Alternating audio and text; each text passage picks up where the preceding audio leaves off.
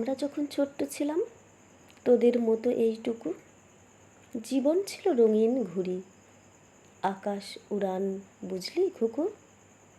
স্বপ্নে ছিল পাহাড় নদী, স্বপ্নে ছিল স্টেশন, স্বপ্ন জুড়ে মাঠঘাট আর ছুটির দিনে রৌদ্র স্নান।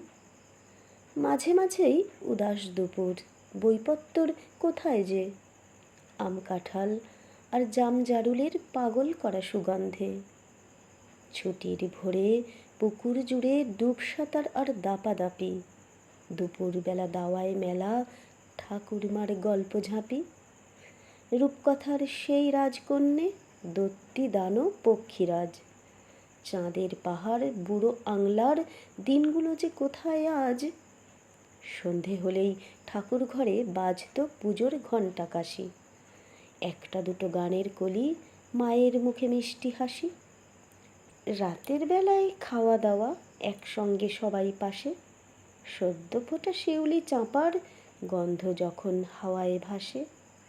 তাই বলে কি পড়াশোনার সঙ্গে ছিল ভাবছোয়ারি? মোটেও তা নয়, গল্প খেলার ফাঁকে ফাঁকে পড়ার গাড়ি। ঠিক ছুটতো নিজের মতন, বাড়িতে আর স্কুলে। তফাৎটা কি, মাঝে মধ্যে নিজেই যেতাম তা ভুলে। এখন তোদের পড়া লেখা, নাচ গান আর কুইজ আঁকা, নানান দিকে দৌড়ে চলা, জীবন পথই হঠাৎ বাঁকা। এখন তোদের কম্পিউটার, স্ক্রিনের ছকে বাঁধা জীবন।